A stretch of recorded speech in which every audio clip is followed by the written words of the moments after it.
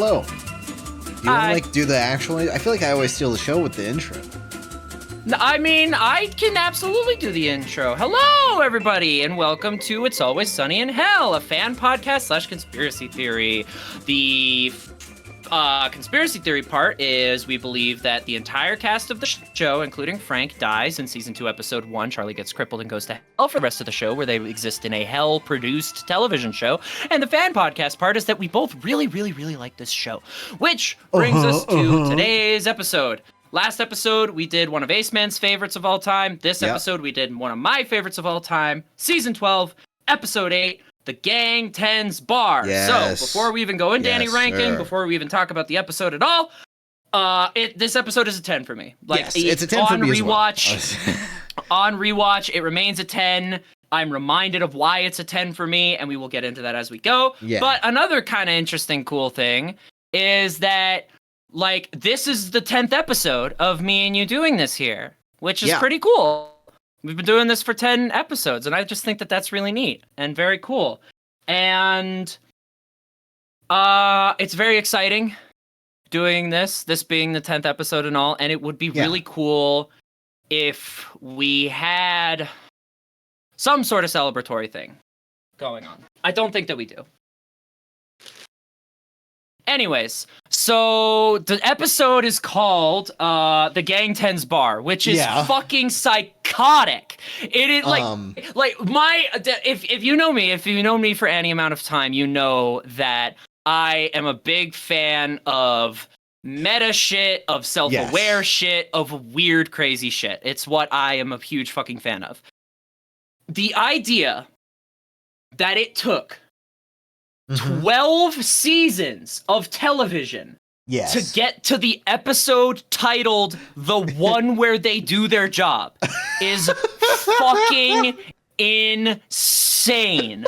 I love it. It blows my mind. I think the way that I posited it to you before we started the episode was how crazy is it that it took them 12 seasons for an episode where the premise is, let's do the premise. Yep. We work at a bar in Philadelphia. Yes. Yeah. There's a lot of, this episode as a whole, looking at it as a whole, there's a beginning, middle, and end, as most things have. The beginning is this really strong setup that works for me of, Dennis pushing for, let's just do our fucking job. And everybody, and this episode utilizes repetition a lot, and it works for me. It very, very much works for me. I love, because to me, one of my favorite TV shows of all time is Phineas and Ferb. Yeah. Right? That show, if you boil it down, is the exact same plot every episode. I love the show because you watch it for the variances. You watch it for the pattern and what changes in the pattern and the little subversions and the little tricks and nuances. That the beginning gag of Mac being like, "All right, I'm done," and Dennis being like, "No, you're not. Shit, how'd you know?" And then Frank coming, "All right, cook the books. I'm done." And he's like, "No, how about you don't?" And then Charlie being like, "All right, done." No, you are not.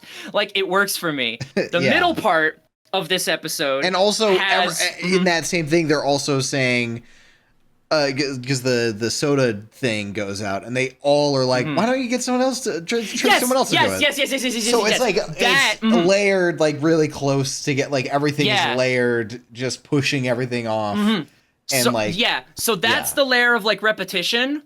But what that layer of repetition does, and nuances within the repetition, what it does for me is it masterfully implies this relationship between the characters. You ask Mac, he says trick Charlie. You ask Frank, he says trick Charlie. You ask Charlie, he says trick D. You ask D, you trying to trick me? It's so well done. And the serial defense. Weird side note, we were talking about the serial defense. We never mentioned how interesting it is that episode's based on a real story. Is it? Oh yeah, you didn't know this? I forgot. Yeah. It's like based on like something that actually happened to Glenn, and that's what makes it, and that's why he was so annoyed in like the writing of it, but also understood the comedy behind it. Just wanted to fucking put a pin right there. Like, so we forgot to say this. We were thinking about other shit. Anyways, so that's what. So and then the middle we get to. So that's the beginning. The beginning also, is that like. Also, another thing with the repetition is I wrote down 3 things: crate, yuck puddle, anthrax. Those are 3 recurring things within the episode. Yes. The crate the most all heavily. All setups and punchlines. Yes, exactly. And it's just like really well done with the characters and how they would totally bring those things up. And and then so the middle of the episode.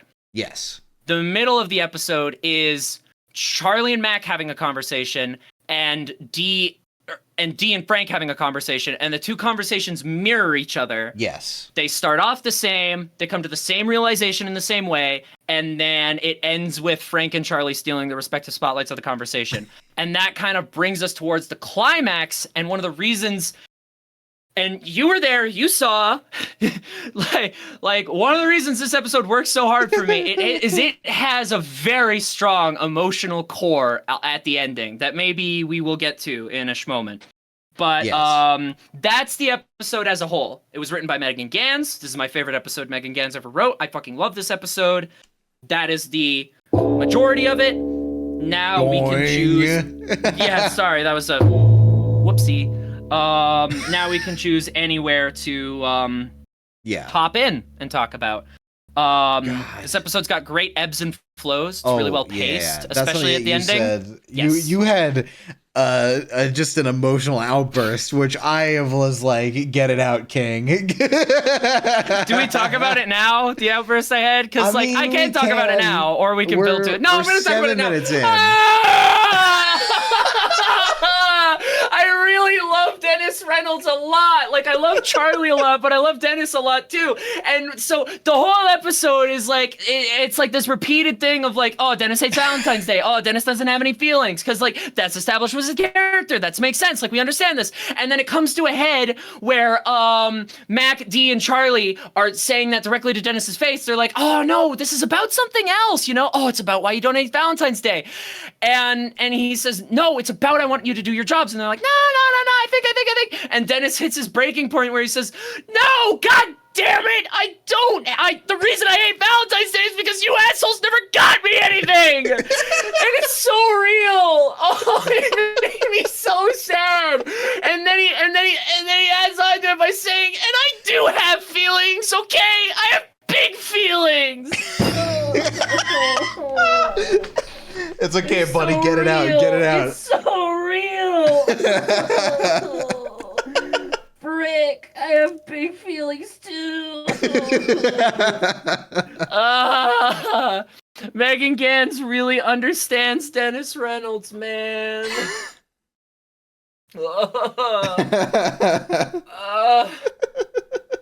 And then as we were watching it, you said, remember how it ends? And I was like, we'll get there when we get there.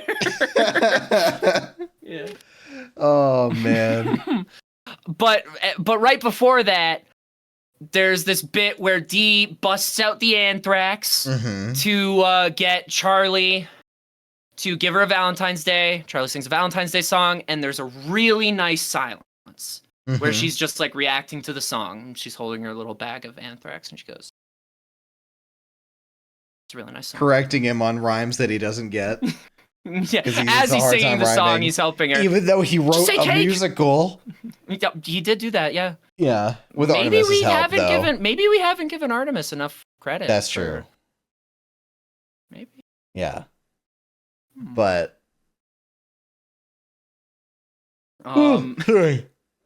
All good. Sorry. God. Okay. Yes.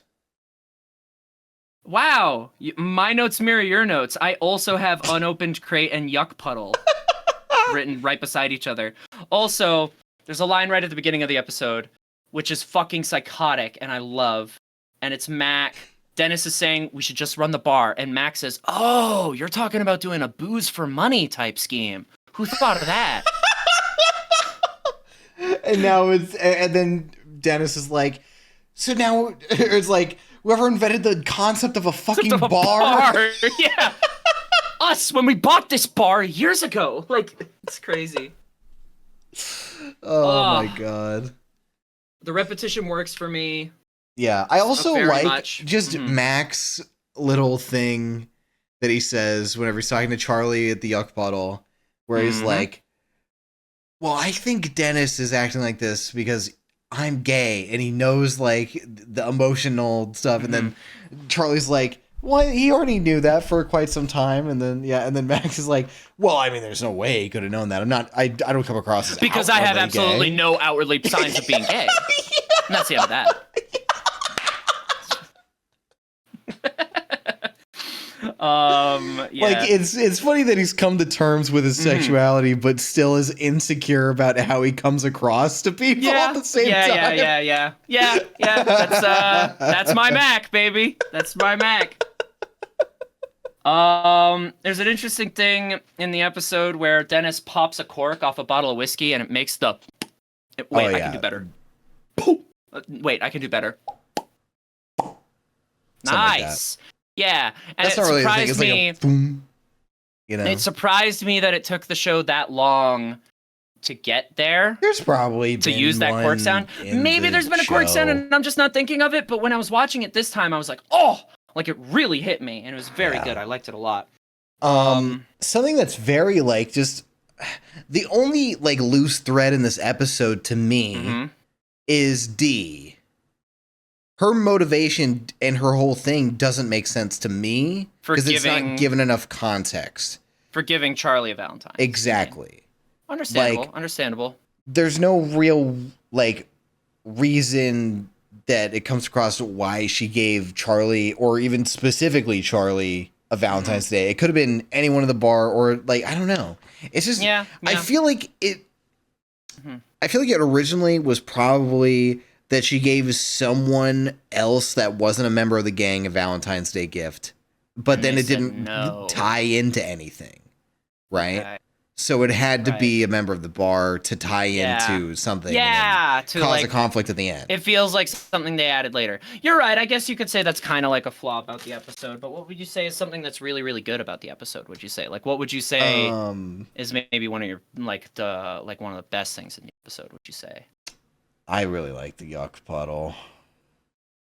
Dude, let's talk for a minute about the Yuck Puddle, because the Yuck Puddle is fucking hilarious, dude. What is it?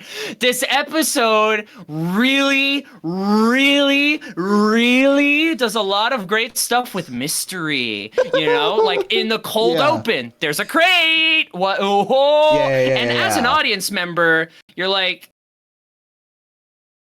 let's go see what's in the crate. Let's see the crate. But then the Yuck Puddle, repeatedly what is like, well, I mean, we can go see the crate, just the two of us. We go see. I've been thinking about this all day. Just get it off of our minds. And then Dennis is like, it's nothing. It's not on my mind. It's trash. Yeah. Yes. Okay. Yes. On the Yuck Puddle. The Yuck Puddle. The Yuck Puddle. The Yuck Puddle. It won't dry up. It won't get hard. Yes. It won't go away. It's bubbling. It shifts. It's bubbling. Feeds. He's seen bone in it. Yes. Fuck. Wait a minute. Yeah. I'm seeing a connection in my mind between the Yuck Puddle and the hole. The hole. From Frank Dies of Old Age. What's it called? Frank Retires.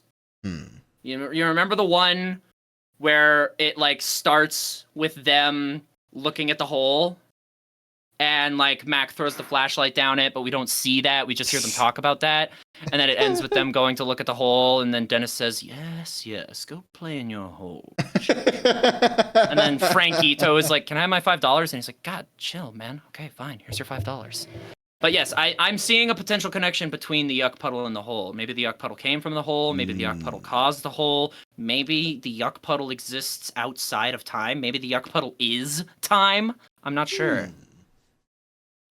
I don't know.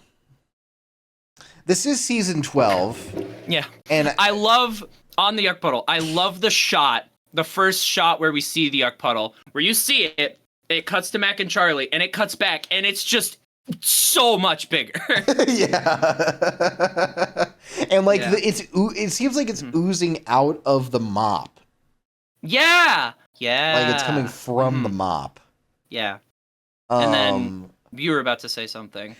I was going to say this is from season 12, and something that I've consistently said about this season is that it seems very cartoony to me.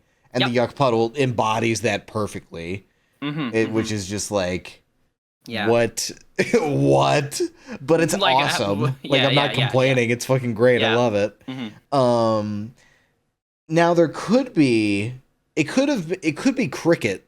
I'm gonna be real. There's a possibility that it is Cricket's doing. Yuck puddle is Cricket's doing. Could be Cricket's doing in some capacity. Because based off his introduction in the episode where he's like, "Hey, can I smoke PCP in the bathroom?" And they're like, "Yeah, go do it, yeah." Seems like he's been doing this consistently for a while. Maybe he brought in the yuck puddle. I'll clock that. Because it could be like a Venom-like symbiote that attached itself to him that it's just been fucking unleashed in the bathroom. Yeah. And there is like a little in the fucking soda water dispenser is clogged the entire episode. And Frank is trying to suck out whatever's clogging it, and the little black. There's a little thingy. There's a little guy in the tube clogging the tube. Might be a little bit of a yuck puddle in there. Could be a baby yuck. Yeah. Could be a yuckling. A yuckling. Yeah. Could be a yuckling. Possible. Now it's time for everybody's favorite segment of the show, line delivery. Oh shit. Where we talk about specific lines and how we like how they were delivered. I had two written down.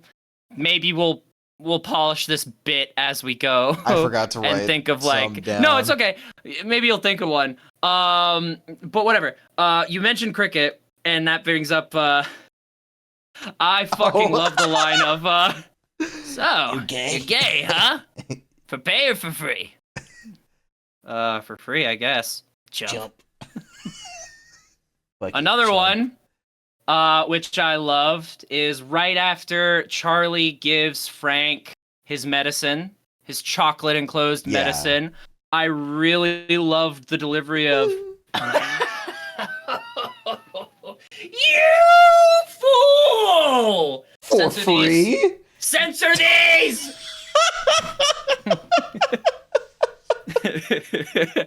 And then to cap it off, I loved the delivery from Glenn on "I'm so frustrated right now," and I loved his like fists on his forehead.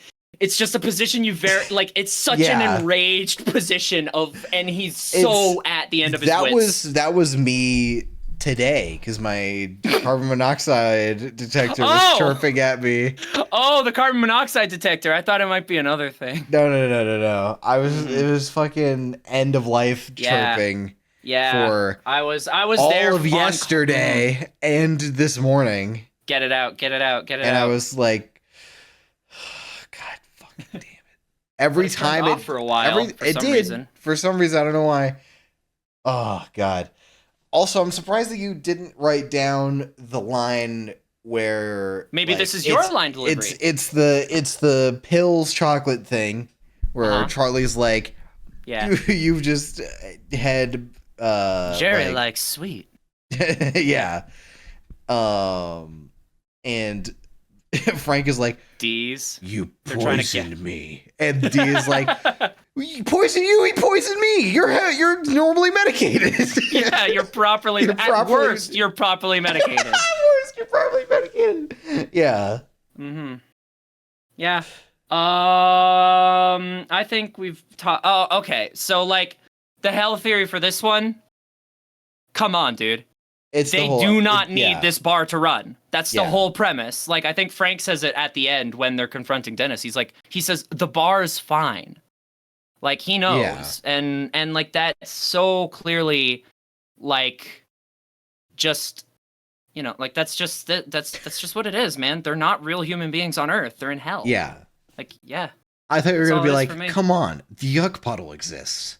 tattoo. You think that exists on our planet?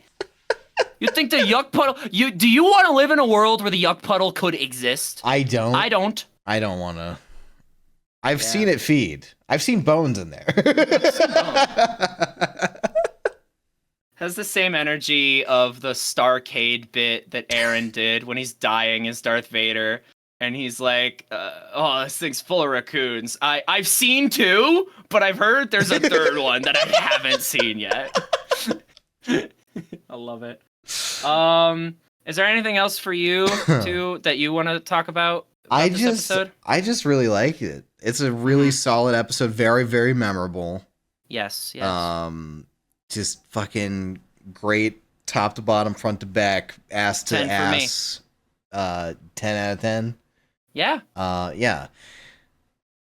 Now, there has been something that has been bugging me this entire time since you've brought it out. And what perchance is this?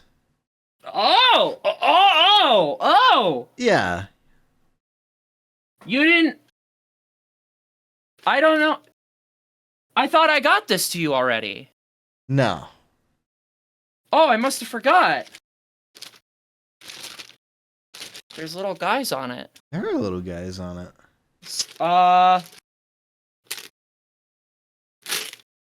Yeah. Do it. Okay.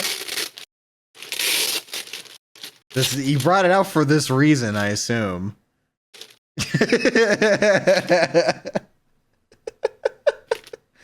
Crate was a lot cleaner. I think they prepped Crate. Oh shit. Oh fuck. Oh my god.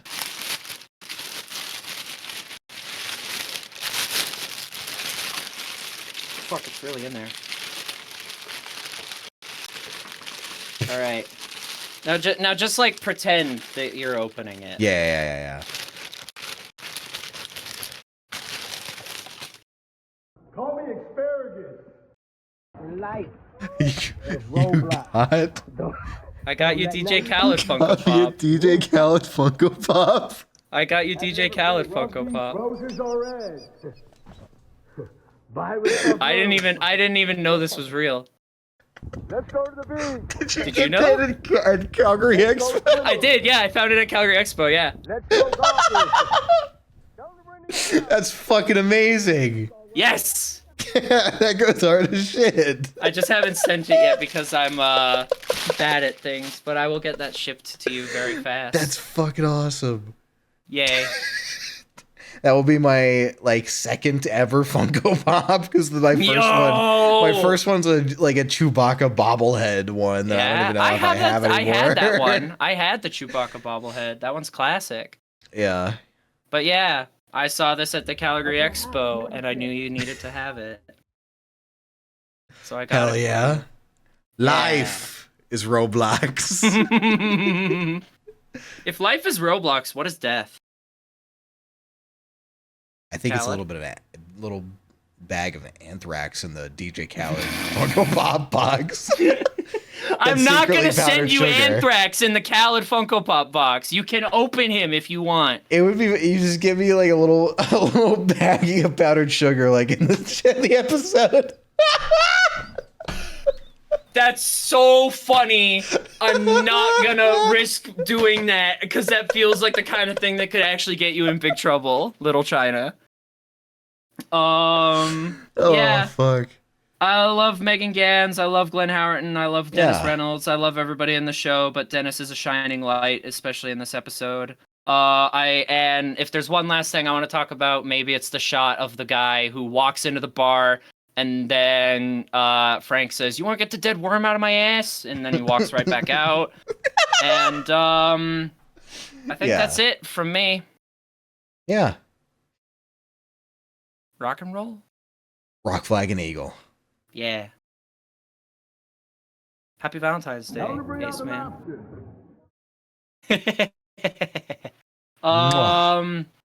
If you want to warn us of a potential anthrax scare, call the number you see on screen now. 5, 4, 3. Maybe we should 2, 1, 0. Sunny spelled wrong. Maybe we should read. You know, it's fine. You know, it's a comedy podcast. Who cares? Yeah. This is all goofs. It's okay. Anthrax isn't real. It's not real. It's powdered sugar. Yeah. You can eat it. Frankie ate it. Yeah. Put an egg in your shoe and beat it. Bye-bye. See you for episode 11. Moisturized your pet.